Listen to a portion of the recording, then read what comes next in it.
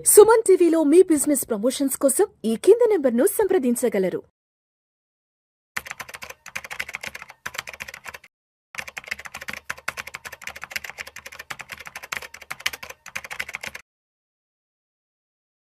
Sir Giribabu గారు నమస్తే sir. నమస్తే అండి. Welcome to Suman TV and welcome to Vishnu talks. Thank you sir Giribabu గారు, రీసెంట్గా పూణేకి చెందిన ఒక సాఫ్ట్వేర్ ఎంప్లాయీ, ఒక టెక్కి తనకున్నటువంటి ఆర్థిక కష్టాల గురించి, తనకున్నటువంటి ఆర్థిక బాధల గురించి, తనకున్నటువంటి ఈఎంఐల బర్డన్ గురించి లింక్డ్ఇన్లో ఒక పోస్ట్ చేశాడు. అంటే తను ఎలా స్ట్రగుల్ అవుతున్నాడు, ఏంటి, తనకి ఎంత సంపాదన వస్తుంది, తన సంపాదన తనకి ఏ విధంగా సరిపోవట్లేదు అన్న కోణంలో తన బాధను లింక్డ్ఇన్లో వ్యక్తపరిచాడు.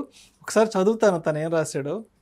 నెలకి 90,000 రూపాయల జీతం వస్తుంది, 15 లక్షల రూపాయల అప్పు ఉంది, నిర్లక్ష్యంగా ఖర్చు చేయకపోయినా అప్పులు ఊబిలో పూణే ఉద్యోగి, తండ్రి ఆపరేషన్ కోసం 5 లక్షల లోను, ఈఎంఐలు, నెలవారీ ఖర్చులు ఆదాయాన్ని మించాయి, క్రెడిట్ కార్డు బకాయిలు, మరో లోన్తో మరింత భారం, 3 ఏళ్లలో 15 లక్షలకు చేరిన అప్పుల ఈఎంఐలకే జీతంలో 57% అంటూ కూడా లింక్డ్ఇన్లో ఆయనకి సంబంధించిన ఏదో బాధను వ్యక్తీకరిస్తూ ఆర్టికల్ వచ్చింది.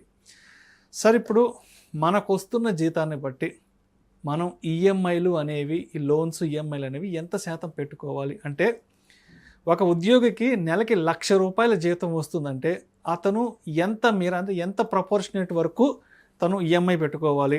ఒక 2 లక్షల రూపాయల జీతం వస్తుందంటే ఎంత మేర లోపల ఈఎంఐలు పెట్టుకోవాలి? ఒక 50,000 రూపాయల జీతం వస్తుందంటే తను ఎంత ప్రపోర్షనేట్ వరకు ఈఎంఐలు పెట్టుకోవాలి? ఒక్కసారి దీని గురించి డీటెయిల్గా మీ స్టైల్లో చెప్పండి. ఓకే, నార్మల్గా మనకు వచ్చే శాలరీలో ఎట్ ఎనీ కాస్ట్ ఒక 30% మించి ఈఎంఐకి వెళ్ళకూడదు. 30% అంటే 1,00,000 రూపాయలు చేతికి వస్తుందంటే 30%, 30,000 ఈఎంఐకి పోతే మిగతా 70,000 లైవ్లీహుడ్, మన ఖర్చు జేబులో ఉండాలి. లైవ్లీహుడ్, అదర్ ఎక్స్పెండిచర్, తర్వాత ఫ్యూచర్ గోల్స్, వీటన్నిటికి ఒక 70%. 30% తక్కువేం కాదు. ఆల్మోస్ట్ ప్రతి 1,00,000లో 30% వెళ్ళిపోతూ ఉంటుంది.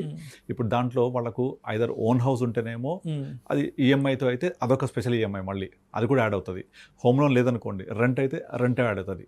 కనుక ఈ హోమ్ లోన్ అయితే ఏంటి, అన్నీ కలిపి 30 నుంచి మ్యాక్సిమం అంటే ఒక 40%, అంతమించి వెళ్ళకూడదు.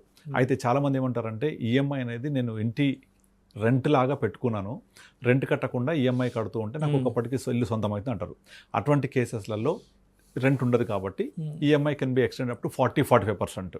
ఎందుకంటే ఈఎంఐ ఇంటికే మేజర్ ఉంటుంది కదా. అది అయిపోయిన తర్వాత ఇప్పుడు ఈ కేసులో వాళ్ళ ఫాదర్కి హెల్త్ బాగాలేకపోతే ఒక దానికోసం లోన్ తీసుకొని ఒక 5 lakhs స్పెండ్ చేశాడు. అలా కాకుండా ముందు నుంచి ఒక హెల్త్ ఇన్సూరెన్స్ తీసుకుంటే, తన జాబ్లో జాయిన్ అవ్వగానే వాళ్ళ పేరెంట్స్కి కూడా ఒక హెల్త్ పాలసీ తీసుకొని ఉంటే, లేదా కంపెనీలో పేరెంట్స్ యాడ్ చేసే అవకాశం లేకపోయినా పర్సనల్గా తీసుకుంటే ఇలాంటివి మనము ఎదుర్కోవచ్చు. బట్ అలా లేకుండా అది మ్యాండేటరీ, అది తీసుకోవాలి, ఇంట్లో అదర్ ఎక్స్పెండిచర్ ఉంటాయి, వాటి కోసం స్పెండ్ చేయాలి, ఇవన్నీ చేసుకుంటూ పోతే 1,00,000 రూపాయలు అనేవి జస్ట్ లైక్ దట్ అయిపోతూ ఉంటుంది. సో ఇది అందరి లైఫ్లో జరిగేదే. ఇప్పుడు మనం 2026లో ఈ జాబ్ అన్సర్టనిటీ పెరిగిన తర్వాత చాలామంది వాళ్ళ యొక్క రేపు పొద్దున శాలరీ వస్తారో తెలియదు, అండ్ తర్వాత వచ్చే శాలరీస్కి లాస్ట్ 2 years మనం ఇంక్రిమెంట్స్ చూడట్లేదు, అలాగే వాళ్ళకు బోనస్ ఎక్కువ రావట్లేదు. సో ఉన్న శాలరీని అడ్జస్ట్ చేసుకుంటూ రావాలి. అలాంటి కేసులలో వాళ్ళ కనుక ఈఎంఐ 30-40% మించి ఖర్చు పెడితే ఇంకా వాళ్ళకు లేపు ఫ్యూచర్ లైఫ్ అంతా దుర్భరమే ఉంటుంది. ఎందుకు అంటే వాళ్ళు కనుక ఇప్పటి నుంచే ఒక emergency fund, future goals, retirement corpus చేసుకోకపోతే, అంటే ఇప్పుడు నేను ఎలా చెప్తానంటే వాళ్ళకు జీతం వస్తుంది అంటే ఒక వర్షం వస్తుంది, అప్పుడే నీళ్ళు సరిపోవట్లేదు, మరి ఎండాకాలం పరిస్థితి ఏంటి? భలే మంచి మాట చెప్పారు సార్ కదా. అంతే కదా. సో ఎండాకాలంలో వర్షాలే ఉండవు, అంటే రిటైర్ అయినప్పుడు వాళ్ళ పరిస్థితి ఏంటి? మీకు డబ్బులు జీతం వచ్చినప్పుడే సరిపోకపోతే రాను రోజు ఎవరిస్తారు? సరే, రిటైర్ అయినప్పుడు, లేదంటే మధ్యలో జాబ్ లే ఆఫ్ అయ్యే రోడ్డు పరిస్థితి అంటే అప్పుడు శాలరీ లేదు కదా. అంతే కదా. నువ్వు ఉన్న శాలరీ సరిపోవట్లేదు, బాగుంది, ఉన్న శాలరీ సరిపోవట్లేదు. నేను చాలామంది మాట్లాడి, ఇప్పుడు నేను ఐఏపీఎస్ చేస్తుంటాం, ఇన్వెస్టర్ అవేర్నెస్ ప్రోగ్రామ్స్, అక్కడ అడిగితే చెప్పొచ్చారులేండి, మాకు మా శాలరీ సరిపోవట్లేదు, ఉన్న శాలరీ ఈఎంఐస్కి వెళ్ళిపోయిన తర్వాత ఇంట్లో ఖర్చులు, పిల్లల స్కూల్ ఫీజులు అయిపోయిన తర్వాత మిగలట్లేదు. రైట్, ఇవాళ శాలరీ వస్తుంది, వచ్చినప్పుడే మిగలట్లేదు కదా. మరి రాను రోజు రిటైర్ అయిన తర్వాత ఇంకా అది చాలా డిజాస్టరే ఉంటుంది. కనుక మీరు రాని రోజు కూడా మనం బతకాలి, తినాలి కదా, ఇది జరుగుద్ది కదా, రేపు అనేది ఉంటుంది కదా. దీనికోసం ఎట్టి పరిస్థితుల్లో కొన్ని ఖర్చులు కాంప్రమైజ్ కావాల్సిందే.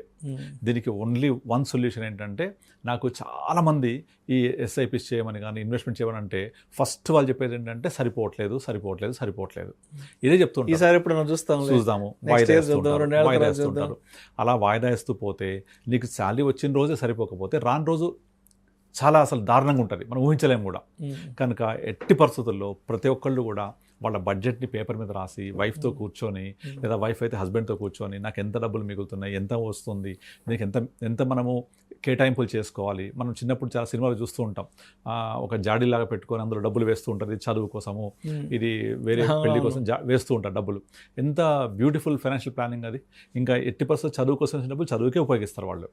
అంటే చదువు అనేది ఎట్టి పరిస్థితుల్లో ఆగదు, ఫిక్స్ అయిపోయింది. నెక్స్ట్ పెళ్లి కోసం పక్కన పెట్టేస్తే పెళ్లి ఖర్చులు వాడుకుంటూ ఉంటారు. అది ఉన్న డిసిప్లిన్ పోయింది ఇప్పుడు. అంత యూపీఐ పేమెంట్స్ వచ్చేసినాయి, నెట్ బ్యాంకింగ్ వచ్చేసింది, ఫిజికల్ క్యాష్ టచ్ ఎక్కువైపోయింది. అండ్ ఇంకొకటి ఏంటంటే, బ్యాంకులు కూడా విపరీతంగా ఆఫర్లతోటి ఉరిస్తూ ఉంటాయి. మీకు చాలా బ్యాంక్స్ ఉంటాయి, చాలా ఎన్బిఎఫ్సీలు ఉంటాయి. మీకు తక్కువ లోన్ అని, అదని, తర్వాత క్రెడిట్ కార్డులో స్వాపింగ్ లోన్ అని, ఆ కార్డులో లోన్ ఈ కార్డుతో కట్టండి అని, మనకి లోన్లు ఇవ్వడం అనేది చాలా ఈజీ చేసి పడేసాయి. అంటే చెప్పాలంటే కోవిడ్ తర్వాత నుంచి అసలు క్రెడిట్ కార్డులు రావడం అన్నా, లోన్లు రావడం అన్నా చాలా ఈజీ ప్రాసెస్ అయిపోయింది. 25,000 ఉద్యోగం ఉన్నా చాలు, 25,000 జీతం వస్తే చాలు, 2-3 లక్షల లోన్లు ఇస్తామని ఫోన్ చేస్తున్నారు. ఎందుకంటే వాళ్ళకి అది బిజినెస్, వాళ్ళ బిజినెస్ అది. అన్సెక్యూర్డ్ లోన్స్, సిబిల్ ఇప్పుడు చాలా పర్ఫెక్ట్ వర్క్ చేస్తుంది. ఎవరైనా కనుక పొరపాటున కనుక లోన్ కట్టకపోతే సిబిల్ ఎఫెక్ట్ అయిపోతే వాడికి ఫర్దర్గా ఇంకా డిజాస్టర్ ఉంటుంది. అది మర్చిపోయి కూడా చాలామంది ఈ రోజు పరిస్థితి ఏంటి అని చేస్తుంటారు. ఇప్పుడు చాలామంది ఇన్వెస్ట్మెంట్ చేయడంలో కూడా కొన్ని రకాల ట్రెండింగ్ ఇన్వెస్ట్మెంట్స్ అంటే, ఇప్పుడు ప్రజెంట్ క్రిప్టో కరెన్సీ బాగా వెళ్తోంది, మా ఫ్రెండ్ కొన్నాడు, అందులో ఇన్వెస్ట్ చేయి. P2P లోన్స్ అని ఉంటాయి, పియర్ టు పియర్. అది ఇంకా దారుణం. ఎవరైనా డిఫాల్ట్ అయితే మొత్తం పోతాయి అన్నీ కూడా. అసలు అలాంటి రిస్కీ ఇన్వెస్ట్మెంట్స్, ఎందుకంటే రీసెంట్ రిటర్న్స్ని బై చేస్తూ ఉంటారు వీళ్ళు.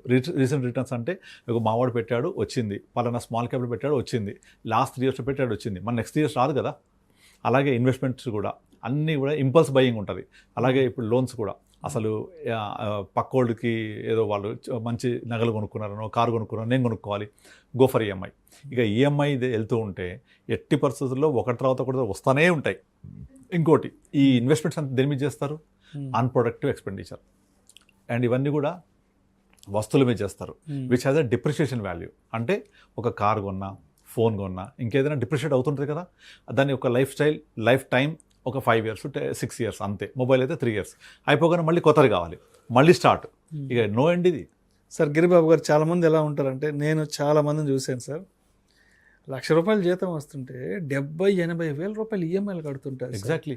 అంటే ఎలా ఉంటుందంటే, బ్యాంకులకి ఈఎంఐలు కట్టడం కోసం వీళ్ళు హైదరాబాద్కు వచ్చి కష్టపడి జాబులు చేయాలి. ఊరి నుంచి ఇక్కడ ఏదో బ్రతుకు తెరు కోసం ₹4 సంపాదించుకోమని వస్తారు. వాళ్ళు ₹1,00,000 జీతం సంపాదించుకుంటుంటారు. 70-80 వేలు ఈఎంఐలకు పోతే ఆ 20-30 వేలతో ఎలా నెక్స్ట్ లైఫ్ ఎలా లీడ్ చేస్తారు? అసలు ఏ మాత్రం కూడా ఈ రోజు గడిస్తే చాలు, రేపటి సంగతి దేవుడు అన్నట్టు బిహేవ్ చేస్తుంటారు. చాలా తక్కువ మంది దగ్గర డిసిప్లిన్ అనేది, ఫైనాన్షియల్ డిసిప్లిన్ మిస్ అవుతోంది. ఎట్టి పరిస్థితుల్లో మనకు వచ్చే శాలరీలో నుంచి ఖర్చులు తీసేసిన తర్వాత రిమైనింగ్ ఎట్టి పరిస్థితుల్లో కొంత ఎమర్జెన్సీ ఫండ్, ఒక హెల్త్ ఇన్సూరెన్స్, ఒక లైఫ్ ఇన్సూరెన్స్, ఫ్యూచర్ గోల్స్కి కొంత కేటాయింపులు, ఇవి కనుక ప్రాపర్ డిసిప్లిన్గా చేసుకోకపోతే they are actually planning to fail. అంతే. మనం కనుక ప్రాపర్గా ఉండడానికి ప్లాన్ చేయకపోతే అది ఇంప్రాపర్కి ప్లానింగ్ అవుతానే ఉంటుంది. అంటే మన యొక్క ఫైనాన్షియల్ డిసిప్లిన్ బాగలేకపోతే ఫైనాన్షియల్ యొక్క పతనానికి దారితీస్తూనే ఉంటుంది. మనం చాలా చూస్తూ ఉంటాం కదా, ఒకటి పోయి ఒకటి, ఈ లోన్ తీర్చబోయి ఇంకో లోన్ తీర్చిపోయి ఇంకో లోను. ఇంకొకటి ఏంటంటే, ఇప్పుడు ఈ రియల్ ఎస్టేట్ జాడ్యం కూడా మెయిన్గా చాలామంది ప్లాట్స్ కొనేస్తూ ఉంటారు. ఎట్లా? లోన్ తీసుకొని, ఇవాళ కొనకపోతే రేపు ధర పెరిగిపోతుంది అని చెప్పేసి, ఇవాళ కొనకపోతే రేపు నాకు దొరకదు అక్కడ అని చెప్పేసి, నేను ఇల్లు కట్టుకోవాలనుకుంటున్నాను అక్కడ పలానా చోట. Okay, everything is good. కానీ మనం కొనే ప్లాట్ ఏ రేంజ్ పెరుగుతుంది, మన లోన్ రేట్ ఆఫ్ ఇంట్రెస్ట్ ఎంత, ఈ ప్లాట్కి కొనడానికి కట్టే టోటల్ ఈఎంఐ ఎంత అవుతుంది, సో ప్లాట్ ఇవాళ కాస్ట్ ఎంత, నువ్వు కట్టిన తర్వాత, లోన్ కట్టిన తర్వాత నీకు పడే రేట్ ఎంత, ఫ్యూచర్లో 10 years తర్వాత కొంటే దాని ప్లాట్ ఎంత పెరుగుతుంది, అలా లెక్కేసుకుంటే అసలు రక్తం వస్తుంది కళ్ళెం పాటి. ఎందుకంటే చాలామంది చూస్తుంటాను, ఇప్పుడు చాలామంది నేను 5-6 lakhs కొన్నా అంటారు. బట్ 5-6 lakhs ఉన్నాయంటే లేవు, లోన్ పెట్టుకున్నాం, లోన్ ఎంత కడతావు, డబల్ అయిపోద్ది లోన్. అది అవునా? లోన్ డబల్ అయిపోతే ఆటోమేటిక్గా నువ్వు 6 lakhs కొన్న ప్లాట్ ఖరీదు నువ్వు కొన్నదే 12 lakhs అవుతుంది. మరి దాన్ని ఎంత పెరుగుతుంది అక్కడ నుంచి? ఎంత పెరిగితే లాభం వస్తుంది నీకు? ఎంత పీరియడ్ అవుతుంది ఇది? ఈ క్యాలిక్యులేషన్ చేయరు ఎవరు కూడా. అంతా కొన్న ప్రైసే చూస్తారు కానీ కట్టిన ప్రైస్ చూడరు. ఆ కట్టిన ప్రైస్ కూడా క్యాలిక్యులేట్ చేస్తే నీకు ప్రైస్ ఆఫ్ ది ప్లాట్ చాలా పెరిగిపోద్ది. ఆ పెరిగిన తర్వాత వచ్చే వాల్యూ తీసుకుంటే ఎక్కడా ఉండదు. ఇవన్నీ ఎట్లా? సొంత డబ్బులు ఉంటే ఓకే, అప్పులతోటి, ఈఎంఐలతోటి, క్రెడిట్ కార్డు ఉంది అంటే ఇక అదొక ఫ్రీ లోన్ లాగా ఫీల్ అయిపోతారు, అదొక ఇన్వెస్ట్మెంట్ లాగా ఫీల్ అయిపోతుంటారు. But credit card is a burden. Credit card అనేది లోన్ అది ఒక ఇన్వెస్ట్మెంట్ కాదు. అది క్రెడిట్ కార్డు గీకేటప్పుడు ఒక మంచి ఇదిగా ఫీల్ అయిపోతూ ఉంటారు, కానీ కట్టేటప్పుడు చుక్కలు కనపడతాయి. అండ్ దాంట్లో మళ్ళీ 45 days అయిపోయిన తర్వాత దానికి మళ్ళీ కొన్ని ఆఫర్లు ఇస్తాడు వాడు, ఫ్లెక్సీ ఈఎంఐ అని చెప్పేసి దాన్ని వాయిదా వేస్తూ ఉంటారు.